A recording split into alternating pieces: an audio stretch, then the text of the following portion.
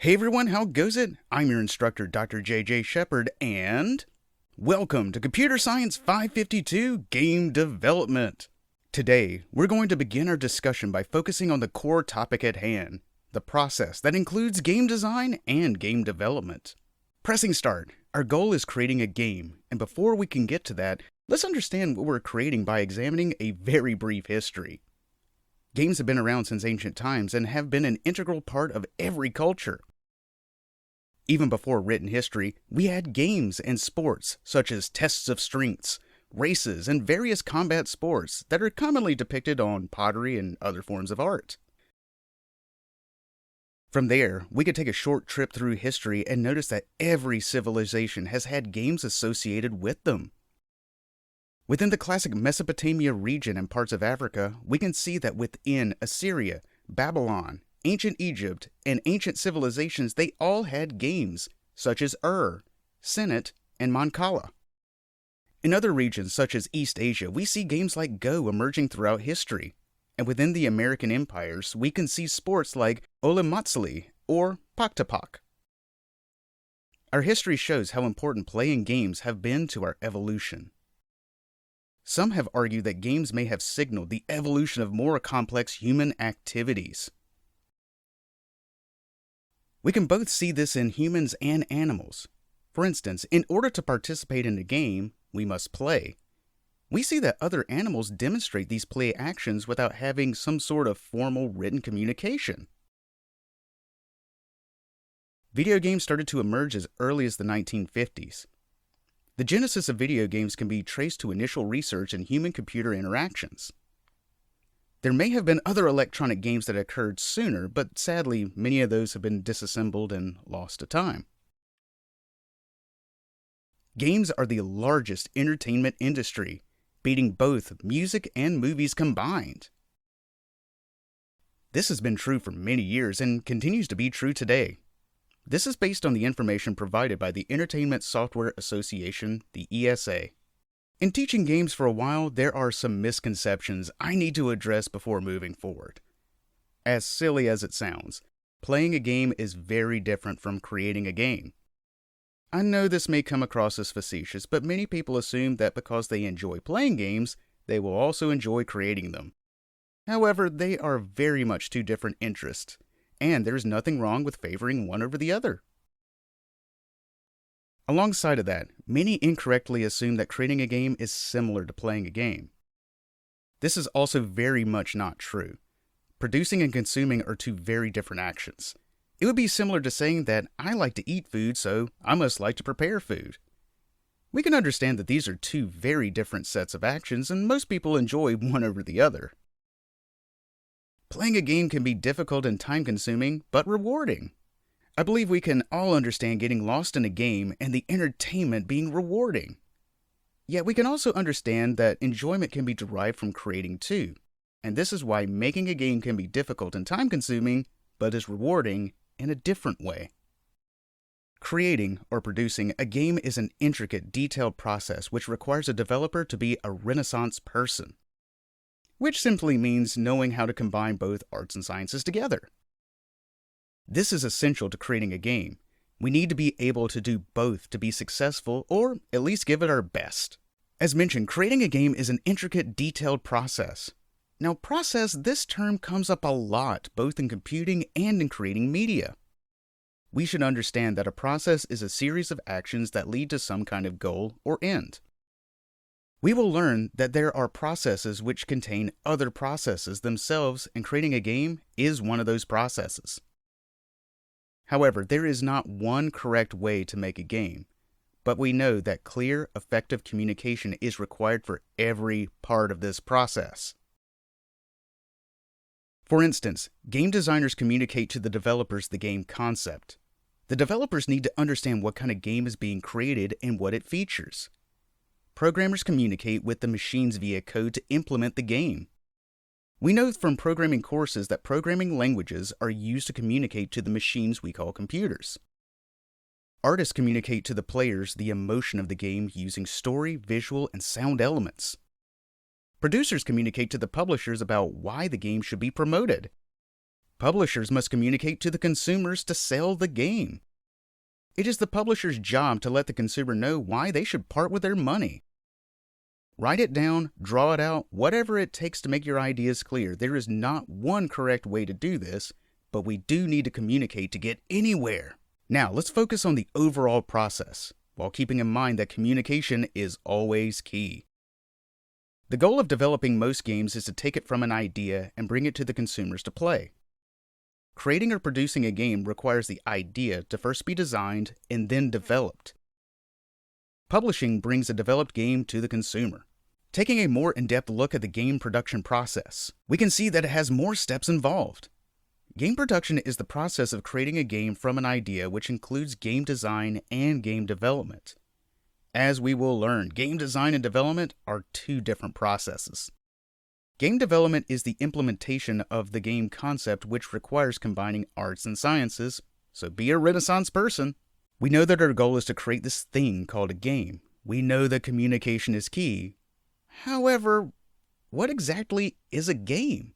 Defining a game is not quite as simple as it sounds, and it is a topic that we will explore in future lectures. For now, we can consider all games are systems in which players attempt to reach their objectives by using procedure or processes defined by rules which establish how resources can be used to reach their objective. Where conflict exists which impedes reaching their objective, and where boundaries exist creating a space to play to finally reach some quantifiable outcome. This definition helps us understand that all games have the following formal elements: players, objectives, procedures, rules, resources, conflict, boundaries, and outcome. As an exercise, consider how these formal elements apply to an obvious game like tic-tac-toe versus solving a derivative for a calculus course or analyzing a poem for an English course. Beyond formal elements, games also contain dramatic elements. We know that dramatic elements relate to drama, which is a series of interesting or intense events related to conflicting forces. This is a way that games emotionally engage the player. Some dramatic elements of games include challenge and play. Both of these are fundamental to all games, and so all games present challenge and play as a dramatic element. We get emotionally involved when we're trying to reach a goal in a game that is facilitated by play. Otherwise, we would not become so upset when we lose in a very close contest. In addition, characters, premise, and story act as additional supporting elements that can emotionally engage a player. Not all games need characters or a story, but it can be useful to make the play more meaningful to the player. We may have noticed that in both formal and dramatic elements, the concept of play was mentioned. However, what is play? And how does that relate to games? This is also more difficult than it appears, but the concept of play has been explored for a considerable amount of time. For the most part, we can consider what Johann Huizinga had mentioned in his defining the play concept. In his work Homo Ludens, he defines the play concept as having 5 characteristics. Play is free and freedom. Play is separate from ordinary life. Play is distinct from ordinary life in both location and duration. Play creates order, absolute and supreme. Play is connected to no material interest and no profit can be gained from it. This is a very important work in the exploration of both play and games, and there are many concepts from this work that will appear many times over in this course. I do strongly recommend that you don't just take my word for it, try it. While defining games and play is going to require more discussion, we can easily understand how important play is related to games. Based on how we play, we can at least start defining the different kinds of games. We can start defining the kinds of games based on the things that we are interacting with. All games generally have some physical component: pawns, dice, boards, cards, voice, etc. When a game only has physical components, they may be considered card games, board games, tabletop games, folk games, parlor games, sports. These are considered to be physical games. In relation, a video game implies that it is an extended version of a game that provides a visual element via video screen. Just like physical games, these still contain the formal elements: players' objectives, procedures, rules, resources, conflict, boundary, and outcome. They also contain the dramatic elements: challenge, play, characters, premise, and story. Seems simple enough until we start to consider, do all games have video? As strange as it may seem, let's look historically at the game Oregon Trail 1971. Originally, this was designed to use a teletype printer for its output. This would not be considered a video output, but we can still assume that Oregon Trail is a video game that started with no video. Also, another game, Johann Sebastian Joust, or JS Joust for short, was a game that debuted roughly in 2012 and then was featured in the 2014 game Sports Friends. This game had no meaningful visual display and relied only on audio and motion controls. Yet, both of these would be considered video games. In contrast, with a purely physical games, some games have an electronic component: video screens, joysticks, speakers, motion sensors, etc. Electronic components can either be analog or digital, simply meaning that it receives input either as a continuous function like a wave or just zeros and ones. A game with any electronic component is considered to be an electronic game. This in fact may include some classically considered board games that feature electronic components such as Mall Madness, Dream Phone, or Ask Xandar. However, colloquially, a video game or computer game is a game with some electronic component and is generally interchangeable with electronic game. We understand what a game must have, and our goal is to create a video game. While knowing these definitions are important, we always need to leave room for some interpretation. Not everything has clearly defined lines, and we should allow for some creative space for exploration. Within the space of all games, there are several common related games called genres. A genre is a category of some artistic work that is characterized by a particular form or content. For game genres, these are typically games that feature common interactions, objectives, and outcomes. Sometimes I will lump this all together into the term playstyle. The top-level major game genres include action, adventure, puzzle, role-playing, simulation, strategy, casual, hardcore games.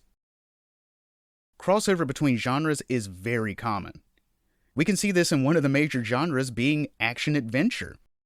These used to be two distinct genres, but there were so many games that featured crossover elements that it warranted being its own. Many games feature elements commonly found in many different game genres. Within genres, there are subgenres, and within those subgenres, there are sub-subgenres. Taking a look at each major one, we can see what defines its qualities, and also start to recognize that many games we know do not just fall into these genres, but other subgenres within those groups. The first is fairly large, and this genre is called action games. Action games focus on physical challenges which commonly require strong dexterity and hand-eye coordination. Some common subgenres of action games are platformers, shooters, fighting, stealth, survival, and rhythm, which was formerly considered as puzzle games. Within action, we can see these subgenres in even their subgenres. Platformer games focus on jumping and climbing around an environment. They can be fixed screen, side-scrolling, or Metroidvania. All describe different properties of the subgenre of platform games. Shooter games feature players launching projectiles toward adversaries. First-person shooters, third-person shooters, shoot-em-ups, or shmups are common subgenres of the shooting game. Fighting games are primarily about close-quarter combat, typically between two, sometimes more opponents. 2D, 3D, arena, beat-em-ups all describe different versions of this game genre, which typically rely on the type and number of opponents. Stealth games take a different approach to action games and focus more on avoiding direct conflict by sneaking and other hiding mechanics. Survival games focus on the player lasting as long as possible by carefully managing their limited resources against the odds. These would include survival horror and battle royale games. Rhythm games focus on testing the player's timing with music-based challenges. These were formerly considered puzzle games. Adventure games is a genre that features puzzles and problem solving, while not relying on dexterity, timing, or hand-eye coordination like in action games. Some subgenres are text adventures, graphic adventures, visual novels, interactive movies, real-time 3D adventures. Commonly, these are motivated by an overall story, like the hero's journey or a mystery. Action-adventure games are a genre that features elements common to both action and adventure games. Action gameplay, adventure story, and setting. This combination of two popular genres is so popular that it warranted becoming its own. Subgenres of this include survival horror, which focuses on fear as a key motivator. Metroidvania, which shares qualities of exploration, skill and equipment acquirement, and backtracking for further exploration, which was popularized in both the games Super Metroid for the Super Nintendo and Castlevania Symphony of the Night for the PlayStation, which is why it's called Metroidvania. Puzzle games primarily focus on solving problems and challenge the player's mental acuity. Common subgenres include logic, physics, programming games, hidden object, escape room games, puzzle platformers, once again combining this genre with another. Role-playing games put the player in the role of a character who gains strength and experience by overcoming challenges. This is based heavily on tabletop RPGs, such as Dungeons & Dragons, Ultima, and Vampire the Masquerade. In these games, the player typically starts by creating a character, assigning properties called stats or statistics. These can be selected or randomly assigned. Experience is typically implemented by using a system called experience points, or XP for short. In other types of RPGs, the character has already been created and their stats have been assigned. The importance is the experience earned by completing the task. Some of the common subgenres are action RPGs. Another hybrid genre, like a puzzle platformer, we find these mixed together with action and adventure, but also add elements like experience points. MMORPG, which are massively multiplayer online RPGs.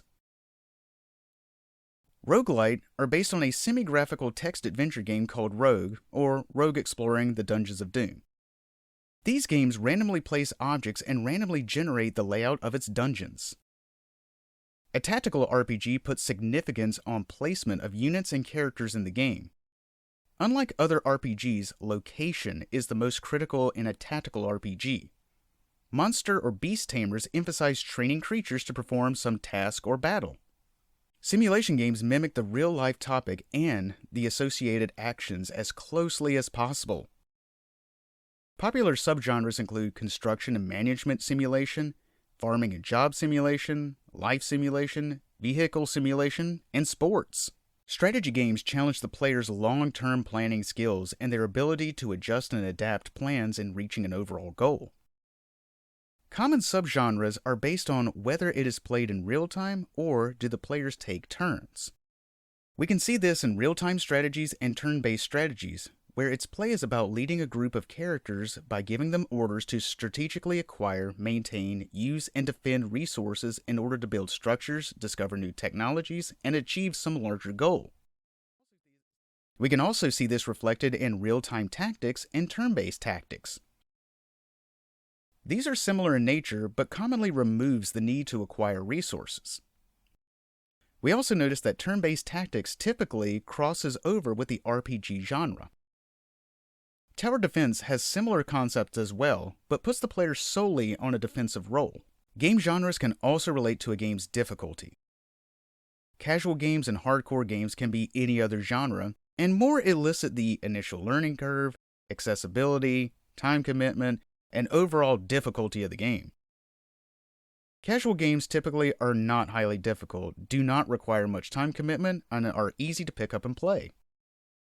Sandbox, creative, open-world games are considered to be casual games or have casual features. Hardcore games have much higher learning curves, which require more extensive time commitments. Much like other media, like music or movies, there are even more genres, subgenres, and sub-subgenres of games. We must keep in mind the key idea is that a genre only describes what is commonly expected of a game type. Common playstyles, common features, common mechanics, and goals. We need to know these terms so we can better communicate our ideas with other people. Creating a game requires communicating concepts to team members, and selling a game requires communicating the concepts to the consumers. Being aware of these terms help us better describe the games that we will be creating. We will also learn that the formal and dramatic elements play a factor in all of these as well. Another set of terms we should know revolve around the game's platform. Video games require computer hardware and software to operate.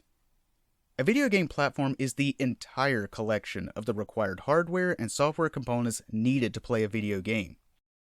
Common game platforms include PC, personal computers, consoles like PlayStation, Nintendo Entertainment System, Magnavox Odyssey, handheld or mobile like the Game Gear, iPhones, Android, etc., arcade, browser-based games, and XR, which is mixed reality combining both VR and AR, augmented reality.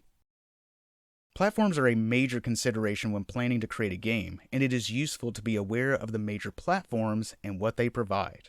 In this lecture, we have focused on defining a game, defining video games, and reviewing various video game genres and platforms.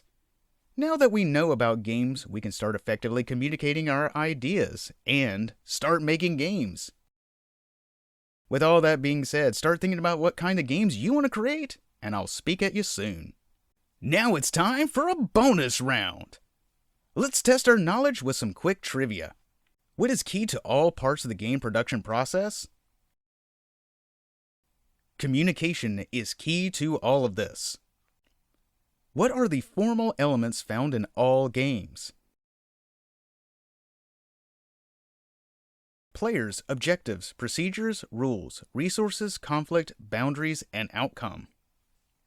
What are the dramatic elements found in all games? And what are the dramatic elements found in some?